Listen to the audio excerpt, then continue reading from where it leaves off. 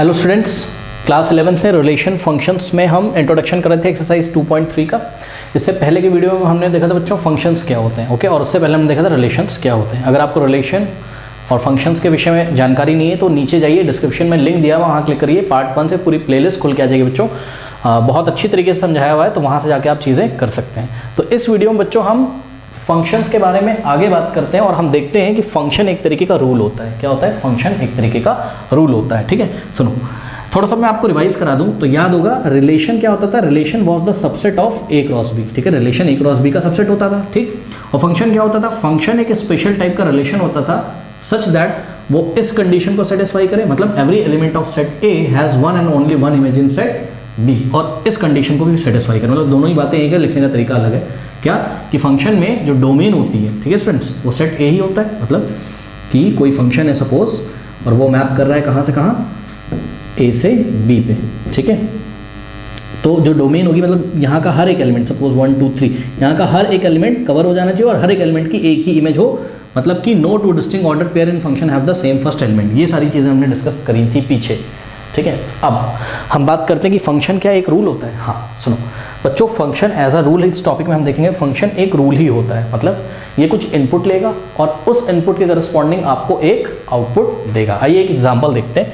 Example number 10 लेते हैं हम, एनसीईआरटी का। कहता है let N be the set of natural numbers and R be defined on N. बच्चों ध्यान से चेक करिए, R be defined on N बोल दिया। आर का मतलब relation, relation be defined on N. Relation defined है किस पे? ऑन एन पे। मतलब रिलेशन जो होगा वो मैप करेगा एन टू एन, तो relation is from N to N. ठीक है, नेचुरल नंबर का सेट और दूसरा भी नेचुरल नंबर का सेट है यहाँ पर। ठीक है, तो ये भी नेचुरल नंबर का सेट है और ये भी नेचुरल नंबर का सेट है। ठीक है, अब ये देखिए ये रिलेशन डिफाइंड है। कैसे? कि रिलेशन के जो रिलेशन एक ऐसा सेट होगा जिसमें जो एलिमेंट्स होंगे वो ऑर्डर्ड पेयर टाइप के होंगे, x, y टाइप के, such that y is equals to 2x। मतलब y की जो वैल्यू होगी वो x का 2 टाइम्स होगी, और x और y दोनों ही किसको बिलोंग करते हैं? नेचुरल नंबर के सेट को। ठीक है, हमको बताना है कि is this relation a function. क्या ये रिलेशन एक फंक्शन है? ये हमको बताना है। ठीक, ये रिलेशन बच्चों तभी फंक्शन होगा जब इस बात को सेटिस्फाई कर रहा होगा। ठीक, वो तो हम देख लेंगे अभी।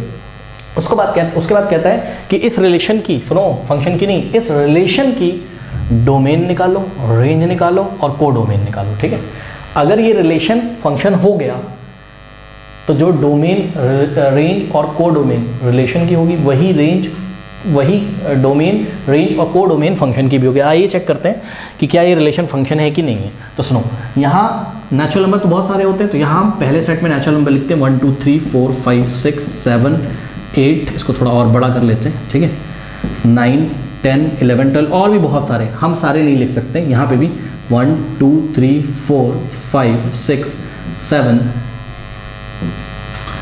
8 9 10 11 12 13, ठीक है, 14 एंड सो ऑन टू। ठीक है स्टूडेंट्स, अब ध्यान से चेक करिए।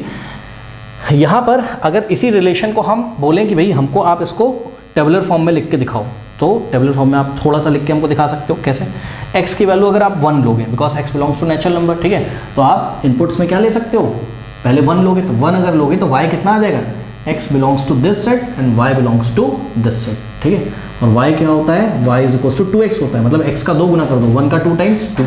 ठीक है, अगर इनपुट में आप 2 दोगे तो x की वैल्यू 2 रखो तो y की वैल्यू कितनी है? 2 2 ज़ा 4 आएगा। ठीक है स्टूडेंट्स, तो 2 2 ज़ा 4 आ जाएगा। अगर आप 3 रखोगे तो 3 2 ज़ा 6। ठीक है, 4 2 ज़ा 8, 5 2 ज़ा 10। तो x की वैल्यू जो भी रखोगे उसका 2 टाइम्स होते आपको मिल जाएगा। तो 1 के साथ 2 मिलेगा, फिर 2 के साथ 4 मिलेगा, फिर 3 के साथ 6 में 2 3 6, 4 के साथ 8 मिलेगा आपको, 5 के साथ क्या मिलेगा? 10 एंड सो ऑन टू। बहुत सारे इसमें एलिमेंट्स आएंगे। ठीक है, लेकिन खास बात बच्चों ध्यान से चेक करिएगा, खास बात ये है कि ऑर्डर्ड पेयर के फर्स्ट एलिमेंट देखिए 1 2 3 4 5 6 7, कोई भी किसी भी 2 डिस्टिंक्ट ऑर्डर्ड पेयर के फर्स्ट एलिमेंट रिपीट नहीं कर रहे।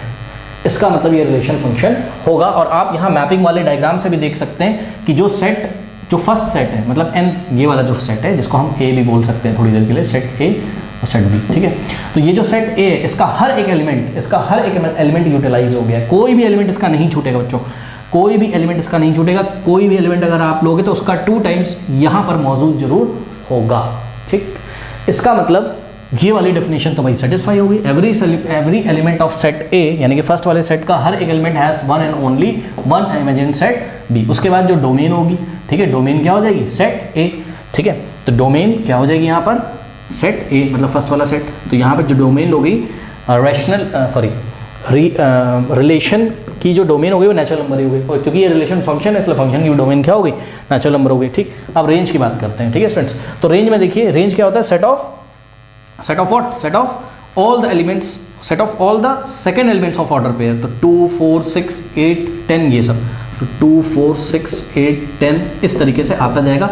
यानी कि हम एक शब्द में बात कर सकते हैं क्या, एक सेंटेंस में, रेंज क्या है इसकी, set of all even number सारे ध्यान से करो, set of all even natural number, set of all even natural number लिखना जरूरी है भैया, क्योंकि ये सभी इवन नंबर आपने कहाँ से लिए हैं, नेचुरल नंबर के सेट से लिए हैं। जो आउटपुट आ रहा है वो किसको बिलोंग करता है, नेचुरल नंबर के सेट को, क्योंकि -2 भी तो इवन होता है, बट वो नेचुरल नंबर तो नहीं है ना, ठीक। तो set of all even what, even natural numbers, ठीक है।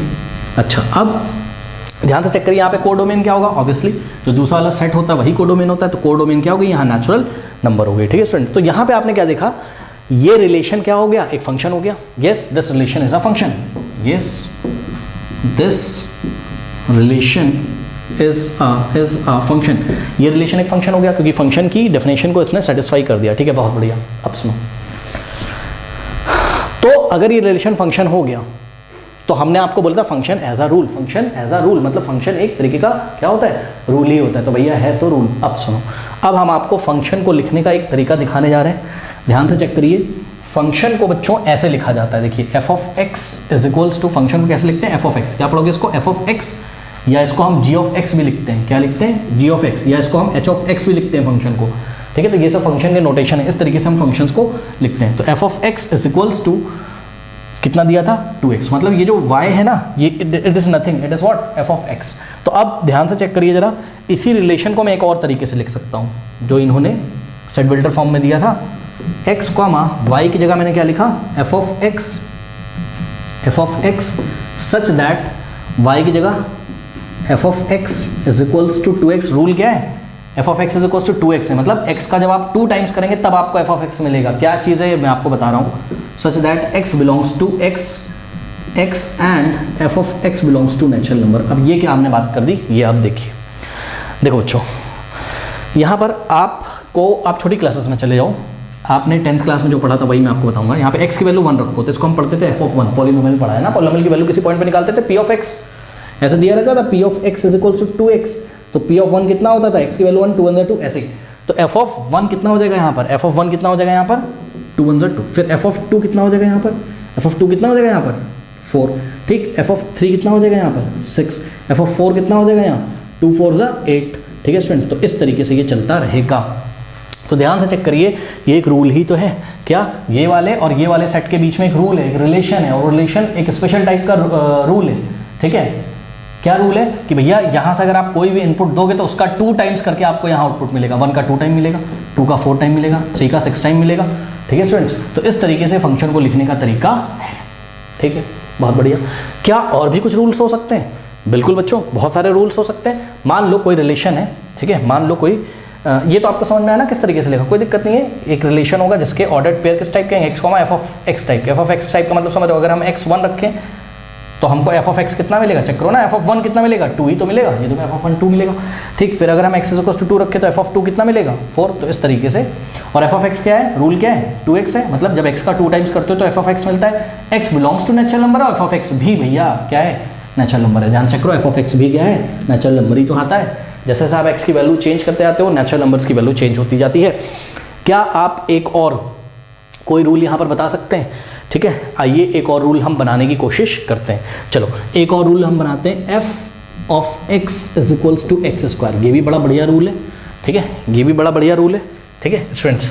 यहाँ पर क्या होगा, अगर आप x की वैल्यू 1 रखोगे तो आंसर क्या मिलेगा आपको, 1 का स्क्वायर 1, ठीक। तो f ऑफ 1 अगर आप रखोगे तो 1 का स्क्वायर क्या मिलेगा, 1। फिर f ऑफ 2 रखोगे तो 2 का स्क्वायर क्या मिलेगा आपको, 4। बस इतना ही देखना है, इसमें आपको ज़्यादा नहीं देखना है, ठीक है। इसको हम स्क्वायर फंक्शन बोलते हैं, इसके बारे में हम किसी क्वेश्चन में बात करेंगे, ज़्यादा मैं आपको डिटेल में इसमें नहीं ले जाऊंगा अभी, ठीक है। तो आपने देखा फंक्शन एज अ रूल काम कर रहा है कि हाँ भैया कोई रूल होगा, ठीक है, कोई रूल होगा, ठीक है, और वो रूल इस डेफिनेशन को सेटिस्फाई कर रहा होगा। मतलब उस रूल में जब आप फर्स्ट सेट से इनपुट देते जाते हो तो आपको उसके करस्पॉन्डिंग कुछ ना कुछ आउटपुट मिलता जाता है जो इस डेफिनेशन को सेटिस्फाई करता है। मतलब every element of first set has one and only one image in set B. अब ठीक है, बहुत बढ़िया। तो ये हो गया स्टूडेंट्स। अब देखिए, इसमें मैं आपको ये बताना चाहता हूँ कुछ बातें बच्चों, मैं आपको बता रहा हूँ। एक टॉपिक है, सुनो, टॉपिक क्या है हमारे पास? टॉपिक है हमारे पास स्टूडेंट्स डोमेन, ठीक है, domain range and codomain of a function. ये टॉपिक है स्टूडेंट्स हमारे पास, domain, range and codomain of a function. किसी फंक्शन की डोमेन, रेंज या कोडोमेन क्या हो सकती है, ये टॉपिक है। लेकिन सुनो, ये टॉपिक बच्चों ऐसा टॉपिक नहीं है कि हमने आपको किसी वीडियो में पढ़ा दिया और आपको समझ में आ गया, जी नहीं। इसके बारे में थोड़ी सी बात मैं अभी करूँगा। नेक्स्ट वीडियो में जैसे जैसे मैं ग्राफ वाला सेक्शन लाता जाऊँगा, मैं इसके बारे में और बात करूँगा। और डोमेन, रेंज, खासकर डोमेन और रेंज पे हम फोकस करेंगे। डोमेन और रेंज किसी फंक्शन की निकालना बच्चों आप तभी सीखेंगे जब आप डोमेन और रेंज निकालने वाले मैक्सिमम क्वेश्चन कर लेंगे फंक्शंस के। ओके, तो वो हम धीरे धीरे करेंगे, आप उसको धीरे धीरे सॉल्व करेंगे। शायद मैं एनसीईआरटी के बाहर से भी 4-5 क्वेश्चन लेके आऊँ, ठीक है स्टूडेंट्स, क्या निकालने के लिए? डोमेन और रेंज निकालने के लिए। तो आपको धीरे धीरे डाइजेस्ट करना है। ऐसा नहीं कि आपने कहीं पे लेक्चर देखा, डोमेन रेंज निकाला फंक्शन के, आप फटाक से 4 क्वेश्चन करे सीख गए, नहीं, धीरे धीरे करोगे। इवन मिसलेनियस एक्सरसाइज की पूरी सॉल्व करोगे, तब जाके आपको थोड़ा बहुत डोमेन रेंज निकालना आएगा। फिर क्लास 12 में आप और भी सीखोगे, ठीक है स्टूडेंट्स। तो ये धीरे धीरे आएगा, ये वाला टॉपिक धीरे धीरे आएगा। तो इसके बारे में हम नेक्स्ट वीडियो में बात करेंगे। बट उससे पहले आपको जो याद रखना है वो याद कुछ ये बात रखनी है, समझो जरा, कि एक और बात फंक्शन के बारे में बता रहा हूँ कि फंक्शन जो होता है बच्चों, कोई फंक्शन जो होता है वो मैप करता है कहाँ से कहाँ? वो मैप करता है डोमेन से कोडोमेन पे। ये देखो, ये बात हमने आपको बता दी क्या, कि कोई फंक्शन जो होता है वो मैप करता है डोमेन से कोडोमेन पे। ठीक है भैया, देख लो ना सामने, ये रही इसकी डोमेन, ठीक है, नेचुरल नंबर का सेट, ये रही इसकी डोमेन और ये रही इसकी कोडोमेन। क्या गलत बोल दिया बताइए? कोई फंक्शन मैप करता है कहाँ से कहाँ तक? डोमेन से कोडोमेन पे। कोई नई चीज़ नहीं। यहाँ पे आपने लिखा था function maps from A to B, तो वही हमने बोल दिया। सेट ए क्या होगा? डोमेन होगा, और सेट बी क्या होगा? कोडोमेन। सेट बी को हमने कोडोमेन इसलिए बोल दिया क्योंकि सुनो, यहाँ के सभी एलिमेंट्स कवर हो भी सकते हैं और नहीं भी कवर हो सकते हैं, ठीक है। और कोडोमेन क्या होता था? दूसरा वाले सेट के सभी एलिमेंट, यानी कि दूसरा वाला सेट ही कोडोमेन होता था, ठीक। तो फंक्शन ऐसा ही तो मैप करता है, कहाँ? डोमेन से कोडोमेन पे, ठीक है, बहुत बढ़िया। अब समझिए जरा बच्चों, सुनो, किसी फंक्शन की, आइए डोमेन के बारे में बात करते हैं कि किसी फंक्शन की डोमेन हो क्या सकती है। अभी सिर्फ बात करेंगे, आपको सिर्फ याद रखना है, धीरे धीरे कहानियाँ इसमें आपकी खुलेंगी, ठीक है। ये क्लास 10 का मैथमेटिक्स नहीं है बच्चों, ठीक है, थोड़ा सा ध्यान लगाना पड़ेगा, चीज़ें बार बार आपको पढ़नी पड़ेंगी, प्रैक्टिस करना पड़ेगा, तब चीज़ें होंगी, ठीक है। तो बात करते हैं क्या? डोमेन ऑफ अ फंक्शन की। तो बच्चों सुनो, इसका नोट लगाएंगे सभी बच्चे कि जो डोमेन होगा, domain is the subset of real number. क्या हमने बोला? Domain is the subset of, dark से कर रहा हूँ, ये रिलेशन नहीं है, रियल नंबर का सेट है यहाँ पर, R is the set of real number. तो सुनो, domain is the subset of real number, यहाँ इक्वल भी लगा दिया हमने कि domain is equals to the set of real number. मतलब डोमेन रियल नंबर के सेट के इक्वल भी हो सकती है, या डोमेन रियल नंबर का कोई सबसेट होगा, ठीक।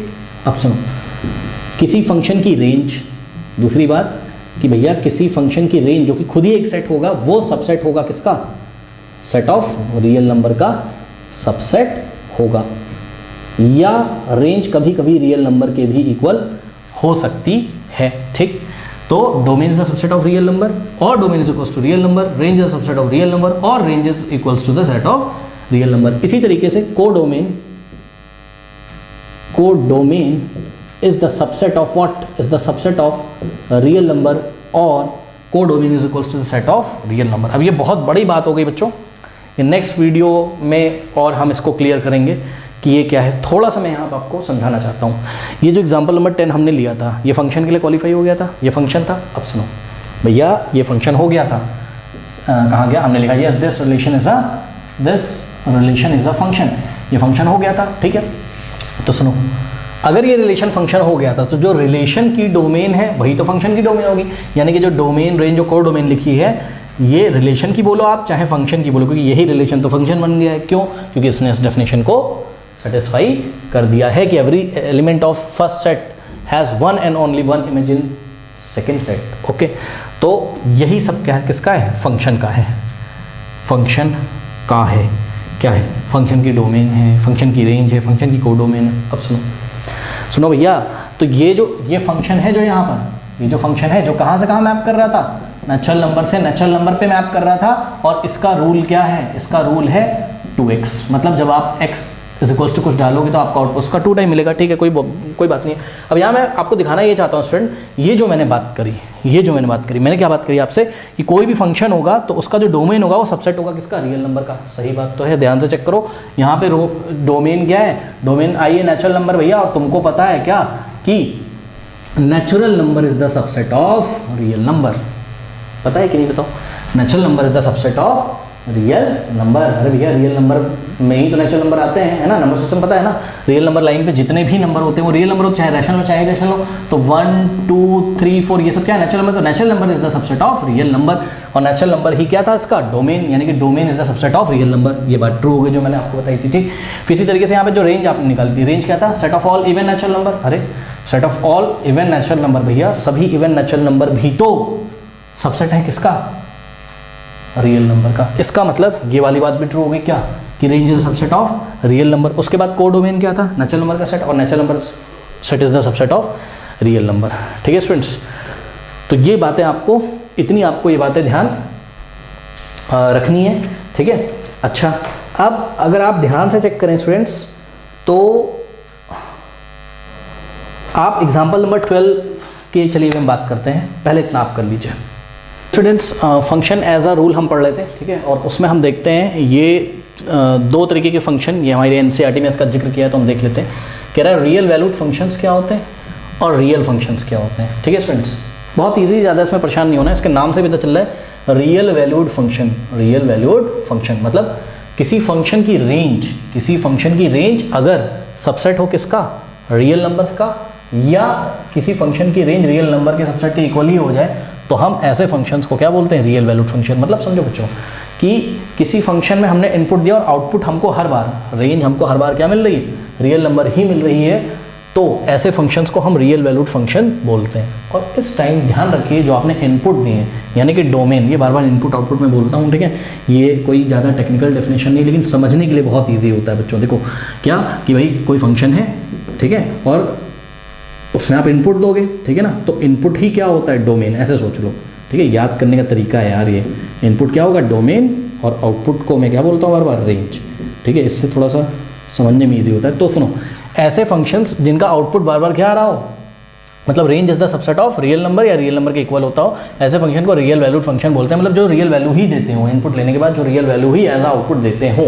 तो सुनो, रियल वैल्यूड फंक्शन में इनपुट क्या हो सकता है, तो सुनो, मैं हिंदी में लिख रहा हूँ, रियल वैल्यूड फंक्शंस में इनपुट कुछ भी हो सकता है, इनपुट कुछ भी हो सकता है, वो रियल हो भी सकता है और नहीं भी हो सकता है।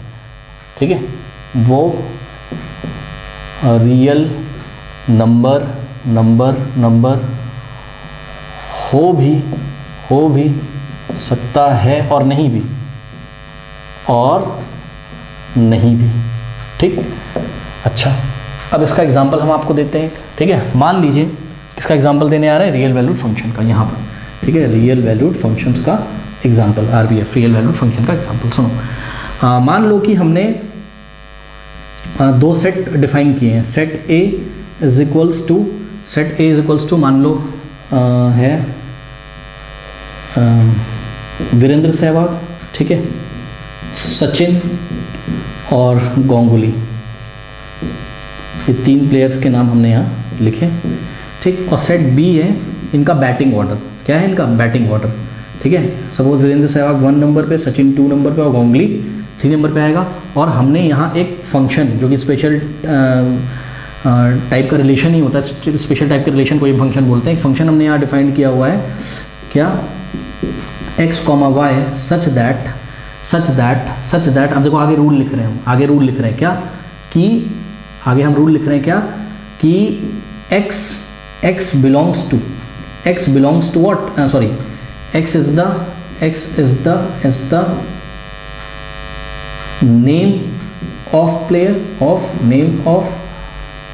player, ये रूल है भैया, x is the name of player and का मतलब x प्लेयर का नेम होना चाहिए, एंड का मतलब as well as y is his batting order, he is batting order. आगे भी खत्म नहीं हुआ है, x belongs to set A and y belongs to set B। ये देखिए ये रूल लिखा हुआ भैया, रूल क्या है, इसी रूल से चलना है कि पहले आपको क्या लिखना है, प्लेयर का नाम लिखना है, फिर कॉमा लगाकर उसका बैटिंग ऑर्डर लिखना है। तो इसको हम रोस्टर फॉर्म में लेके आ रहे हैं, इस रिलेशन को हम रोस्टर फॉर्म में लेके आ रहे हैं। ध्यान से चेक करिए, R इज इक्वल्स टू, हाँ भाई चलो, तो पहले वीरेंद्र सहवाग नंबर 1 पे, ठीक है। एक्चुअल में वीरेंद्र सहवाग नंबर 1 पे आता है, ये आप मान के चल लो अभी यार, ये समझाने का तरीका। वीरेंद्र सहवाग कॉमा 1 और सचिन सपोज नंबर 2 पे बैटिंग करता है और गांगुली नंबर 3 पे करता है। तो मैं बताना यहाँ पे ये चाहता था, ध्यान से चेक करो, इसकी मैपिंग करो, कैसे करोगे, ये देखो, ये वीरेंद्र सहवाग, ये सचिन, ये गांगुली, 1 2 3, ठीक है। ये देखो समझाने के लिए बच्चों को होता है, यहाँ पे ध्यान से चेक करिए, ये जो इनपुट है, ठीक है, ये जो इनपुट है ये रियल नंबर नहीं है। यही मैं बताना चाहता था क्या, कि रियल वैल्यूड फंक्शंस की जो डोमेन होगी, जो इनपुट होगी, वो रियल नंबर हो भी सकते हैं और नहीं भी हो सकते, लेकिन हाँ आउटपुट को क्या होना चाहिए, रेंज को क्या होना चाहिए, रेंज को सबसेट होना चाहिए रियल नंबर का। तो यहाँ पर जो रेंज है वो है आपकी 1 2 3 and it is the subset of what, it is the subset of real number. भैया 1 2 3 रियल नंबर ही तो होते हैं यार, रियल नंबर ही रैशनल का सेट कलेक्शन होता है, ठीक है। तो ये चीज़ है। अच्छा, अब मान लीजिए कि कोई रूल है, जैसे कि अभी आपने पढ़ा था f of x is equals to 2x, okay, और ये n से n पे मैप कर रहा था, ठीक है, 1 2 से, ठीक है, 2 4 से कर रहा था और यहाँ 1 खाली चला गया था, यहाँ 3 खाली चला गया था, ठीक है, फिर 3 6 से कर रहा था, यहाँ 5 खाली चला गया था। तो क्या ये भी रियल वैल्यू फंक्शन है? हाँ, क्योंकि इसके आउटपुट बस तुमको चेक करना है, इनपुट से मतलब नहीं है, ठीक है। तो सुनो, रियल फंक्शंस क्या होते हैं? रियल फंक्शन में दोनों ही कंडीशन सेटिस्फाई होनी चाहिए। क्या कि domain is the subset of what, real number and range is also subset of real number, ठीक है। तो ये जो एग्जांपल है स्टूडेंट, ये किसका एग्जांपल है? रियल फंक्शन का। मतलब इसमें जो डोमेन होगा it is also the subset of real number and range is also subset of real number. दोनों को ही रियल नंबर का सबसेट होना जरूरी है। तो ध्यान से चेक करो, डोमेन भी सबसेट है किसका? रियल नंबर का, और रेंज भी सबसेट है किसका? रियल नंबर का। ये वाला फंक्शन, ये वाला जो रूल लिखा है, ये किसका एग्जाम्पल है? ये एग्जाम्पल है आपका रियल फंक्शंस का, ठीक है। तो बहुत ईजी था, इसमें कोई ज़्यादा परेशान होने की बात नहीं थी। तो ये ऐसा था तो हमने आपको बता दिया। अब एग्जाम्पल नंबर 12 लीजिए NCERT का, ठीक है स्टूडेंट्स। तो एग्जाम्पल नंबर 12 जो है, एग्जाम्पल नंबर 12 में आपको बोलते हैं कि let n be the set of natural number, ठीक है भाई, हमें भी पता है कि n नेचुरल नंबर का सेट होता है। आगे बोलते हैं क्या कि define a real valued function. एक रियल वैल्यूड फंक्शन बच्चों डिफाइन करना है, ठीक है। आओ कर देते हैं, ठीक है। तो एक फंक्शन हम लेंगे जो मैप करेगा कहाँ से? n to n, function from n to n। और रूल अब आपको बनाना है। रूल क्या हो जाएगा? रूल कुछ भी बना लो यार, रियल वैल्यूड फंक्शन में आंसर क्या आना चाहिए? रियल नंबर आना चाहिए। तो कुछ बना लो, f of x is equals to 2x + 1 आपकी बुक में बनाया है, बना लो आप। 2x बना लो, 3x बना लो, 2x² बना लो, कुछ भी बना लो, ठीक। तो ये आ गया। अब बस बहुत ईजी है। अब आप इसको जो है विजुलाइज कर सकते हैं, ठीक है, एरो डायग्राम से, ठीक है। ये n से n पे मैप कर रहा था, तो 1 2 3 4 5 6 7 8 9, इसी तरीके से 1 2 3 4 5 6 7 8 9 10। सुनो, हम इसको एरो डायग्राम में नहीं लिख सकते, ये इनफाइनाइट सेट है, बहुत बड़ा सेट है। फिर भी विजुलाइज करने के लिए हम आपको दिखा रहे हैं। अब अगर हम यहाँ क्या निकालें? f of 1 निकालें, तो 2 1 2 + 1 3। f of 2 अगर हम निकालें, 2 2 4 + 1 5। f of 3 अगर हम यहाँ निकालें, तो 2 3 6 + 1 7, ठीक है। f of 4 अगर हम निकालें, 2 4 8 + 1 9, ठीक है। तो 1 मैप करेगा किससे? 3 से। तो 1 मैप करेगा किससे? 3 से। 2 मैप करेगा किससे? 5 से, ठीक है। और 3 मैप करेगा 7 से, 3 मैप करेगा 7 से, 4 मैप करेगा किससे? 9 से। और रूल क्या चल रहा है स्टूडेंट्स? इन दोनों सेट के बीच में रूल ये चल रहा है क्या, कि जब आप x दोगे तो जो आंसर आएगा वो x का 2 टाइम्स + 1 आएगा। क्या आएगा? x का 2 टाइम्स + 1 आएगा। और ध्यान से चेक करिए, यहाँ पे हर एक एलिमेंट कवर हो जाएगा, ठीक है, इसलिए सेट है। और हर एक एलिमेंट की केवल एक ही इमेज होगी दूसरे वाले सेट में, ठीक है स्टूडेंट। अब खास बात ये है कि रियल वैल्यूड फंक्शन इसलिए है, ये रियल वैल्यूड फंक्शन इसलिए है क्योंकि ये वाली कंडीशन यहाँ पे सेटिस्फाई है। इसकी जो रेंज है स्टूडेंट्स, इसकी जो रेंज है, और रेंज आप देख रहे हैं, रेंज क्या है, रेंज इसकी 3, 5, 7, 9, ठीक है, क्या है 3, 5, 7, 9, ठीक है। इस टाइप के जो एलिमेंट्स आ रहे हैं, अगली क्या आएगी इसमें 11 आएगा, f(5) कितना आ जाएगा 11 आएगा, ठीक है ना।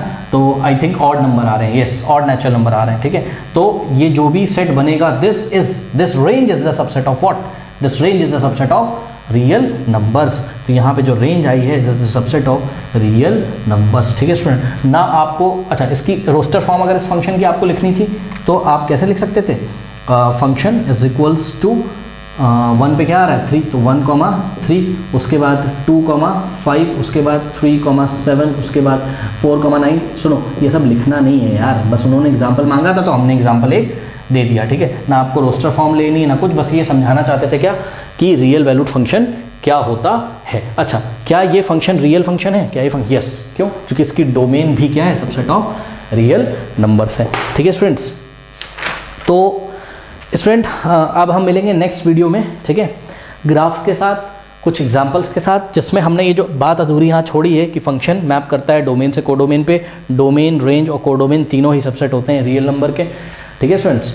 तो इसको हम डिटेल में डिस्कस करेंगे और डोमेन और कोडोमेन को हम एग्जाम्पल्स की हेल्प से निकालना भी सीखेंगे। और आपसे एक रिक्वेस्ट है स्टूडेंट, ठीक है, रिक्वेस्ट ही मान लो भैया, क्योंकि 11th में तो बच्चे मज़े करते हैं, ठीक है, पढ़ते नहीं, फिर 12th में पता चलता है तो सब बाउंस होता है, पूरा मैथ्स ही नहीं समझ में आता, क्योंकि फंक्शन ही नहीं पढ़ा है तो मैथ्स कहाँ समझ में आएगा।